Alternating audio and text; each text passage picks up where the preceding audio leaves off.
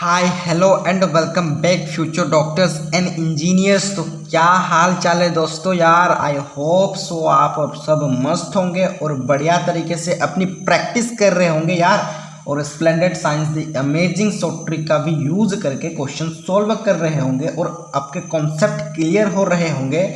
देखो यार, splendid science amazing short trick के साथ साथ अपने कॉन्सेप्ट भी क्लियर होना चाहिए, क्योंकि ट्रिक से ही सारे क्वेश्चन सॉल्व नहीं किए जा सकते।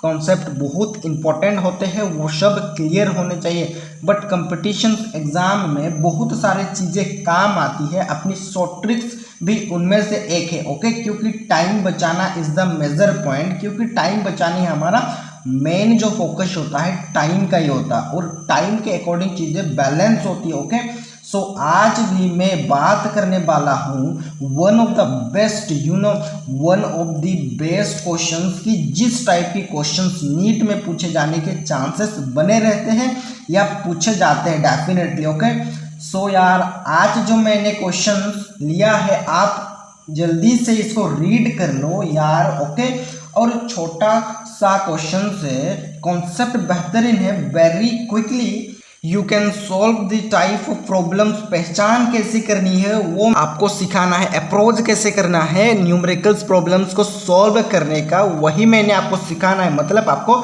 धुरंधर बनाना है splendid science the amazing short trick के अकॉर्डिंग। ओके, सो यार क्लियरली अगर किसी क्वेश्चंस में बोला जाए, जैसे इस क्वेश्चंस में बोला गया है कि एक कप है, ये कप ऑफ कॉफी है, उस कप में क्या है, कॉफ़ी है, ठीक है, जिसका टेम्परेचर कितना है, 90 डिग्री सेल्सियस है। आफ्टर सम टाइम वो कप कितना मतलब वो कप ऑफ कॉफी जो है वो 80 डिग्री सेल्सियस चला जाता है, फिर आफ्टर सम टाइम वो 60 डिग्री सेल्सियस हो जाता है, ठीक है।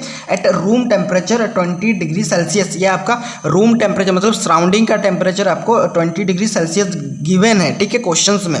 तो आपसे क्या पूछा है कि ये जो आपका 90 से 80 में चला गया, इसको टाइम लगा टी, ठीक है, तो 80 से 60 डिग्री जाने में उसको कितना टाइम लगेगा, ये हमसे क्वेश्चंस में पूछा है क्लियरली। ओके, तो आप इस क्वेश्चंस को सॉल्व कैसे करेंगे विदाउट एनी लेंथी कैलकुलेशंस। मैं आपको फॉर्मूला बताने वाला हूँ, उस फॉर्मूला के अकॉर्डिंग जाएंगे तो आपको कैलकुलेशंस मिस्टेक होने के भी चांसेस नहीं बनते। ओके, तो उस फॉर्मूला को मैं आपको जल्दी से बता देता हूँ, ठीक है। इसको जो टेम्परेचर जो भी गिवन होगा उसको आप टी नोट मानेंगे, ठीक है, टी नोट मानेंगे। आपको यहाँ पर 2 बार चेंज हुआ है, मतलब 2 इक्वेशंस बनाना पड़ेगा, ठीक है। अगर इसमें 3 बार दिया होगा, अगर बोलेगा 60 से 40 डिग्री में चला जाएगा तो कितना टाइम लगेगा, तो आपको 3 इक्वेशंस बनाने की जरूरत पड़ेगी। अभी फिलहाल सेकेंड इक्वेशंस से ही काम हो जाएगा, ठीक है। तो क्या करना पड़ेगा, सबसे पहले आप इस फॉर्मूला को लर्न करेंगे, ठीक है। इसके बिना आपका क्वेश्चन सॉल्व नहीं होगा, इस तरीके का क्वेश्चन, ठीक है। ये आपका basically Newton's laws of cooling problems है, ठीक है। तो क्या करना पड़ेगा, सबसे पहले K T is equal to delta T divided by T average minus T naught, ठीक है। इस फॉर्मूला को आपको लर्न करना पड़ेगा और आप क्वेश्चंस को उड़ा दोगे यार, ठीक है। तो यहाँ पर सबसे पहले मैं बता देता हूँ ये सब क्या है। यहाँ पर जो ये जो आपका के है, ये आपका कांस्टेंट है, ये आगे चलकर कट कुट हो जाएगा, ठीक है। तो ये स्मॉल टी क्या है, ये आपका टाइम है, ठीक है। और ये डेल्टा टी क्या है, ये आपका टेम्परेचर डिफरेंस है, ठीक है।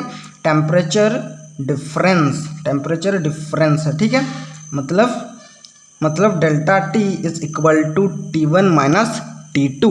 और टी एवरेज क्या है, ये आपका टी एवरेज जो है ये आपका दोनों टेम्परेचर्स का एवरेज लेंगे, T1 plus T2 divided by 2, ठीक है। तो आई होप आपको क्लियर हो चुका होगा कि ये सब क्या है, ठीक है। तो हमको क्या करना है, फॉर फर्स्ट कंडीशंस का सॉल्व करने वाला है। ये कितना से कितना डिग्री सेल्सियस में चेंज हुआ, 90 डिग्री सेल्सियस से ये आपका 80 डिग्री सेल्सियस हुआ। इसको हम T1 मानते हैं, इसको हम T2 मानते हैं, और इस फॉर्मूला में पुट कर देंगे और के टी आ जाएगा। के टी इज इक्वल टू क्या formula, delta T. Delta T क्या, टेम्परेचर डिफरेंस। जब हम इसका डिफरेंस लेंगे मतलब 90 माइनस 80 डिवाइडेड बाय क्या है आपका टी एवरेज इसका निकाल लेंगे तो कितना आएगा, ये 90 प्लस 80 डिवाइडेड बाई 2, तो ये आपका 170 डिवाइडेड बाई 2, इसका आई थिंक 85 आ जाएगा, ठीक है। तो यहाँ पर 85, फिर यहाँ पर माइनस टी नोट कितना आप देख सकते हैं 20 है, तो 20, तो इसको हम सोल्व करेंगे तो ये आपका आ जाएगा 10 डिवाइडेड बाय कितना आ जाएगा 65। तो ये आपका कितना बार में कटेगा, ये 5 से कटेगा 2 ये आपका 13 बार में कटेगा, ठीक है। तो ये आपका हो जाएगा 2 डिवाइडेड बाई 13 आया, ये आपका, इसको आप इक्वेशन 1 मान लो, ठीक है। अभी फॉर सेकेंड कंडीशंस के लिए हम निकालेंगे, ठीक है। फॉर सेकेंड कंडीशन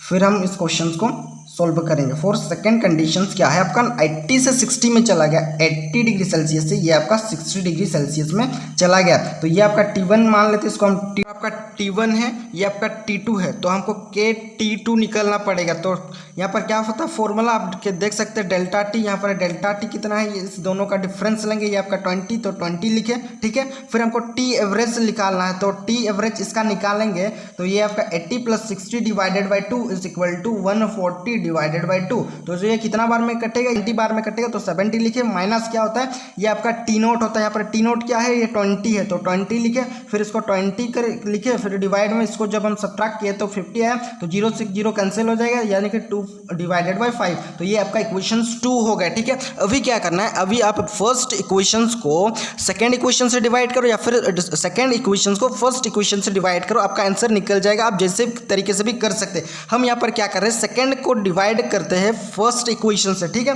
तो KT2 divided by KT is equal to 2 KT कितना आया है, KT2 कितना है 2/5, 2/5 डिवाइडेड बाई KT कितना आया है, आप देख सकते हैं KT2 डिवाइडेड बाई 13 आया है, ठीक है। तो यहाँ पर लिखे 2 डिवाइडेड बाई 13, तो ये आपका K से K कैंसिल हो जाएगा, तो यहाँ पर आपका T2 डिवाइडेड बाई T आ जाएगा 2 divided by 5 into 13 divided by 2, ठीक है। तो ये आपका 2 से 2 कैंसिल हो जाएगा, और यहाँ पर आपका आ जाएगा T2 divided by T is equal to, ये आपका आ जाएगा 13 डिवाइडेड बाई 5 आ जाएगा। और आपसे क्या पूछा है, आपको T2 के बारे में पूछा है, ठीक है। आप देख सकते हैं ना, यहाँ पर T2 के बारे में आपसे पूछ रहा है, तो क्या करेंगे, 5T2 is equal to 13T, तो T2 is equal to 13T, ये आपका इधर में इनटू में है, तो उधर जाएगा, बराबर का उस साइड जाएगा, तो क्या हो जाएगा, ये आपका डिवाइड में आ जाएगा, ठीक है। तो ये आपका 5 आ जाएगा, तो यही आपका आंसर है। तो आप देख सकते हैं यहाँ पर ऑप्शन नंबर कौन सा राइट है इस क्वेश्चन का, आप देख सकते हैं option number B is the right answer of this question. And how easily you can solve the problems. तो यार हमने तो टाइम बचाना है, कैसे भी करना हो, but time is a important, okay.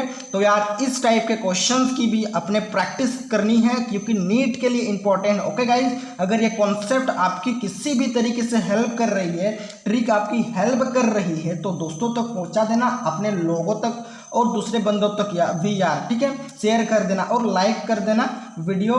मैं आपके लिए मेहनत करता रहूँगा यार, और अपने भी मेहनत करनी है शिद्दत के साथ अपने फंडामेंटल कॉन्सेप्ट को स्ट्रॉन्ग करने के लिए, जिससे आपका एग्जाम मस्त होने वाला है और आप बढ़िया फोड़ने वाले हो एग्जाम को, ओके।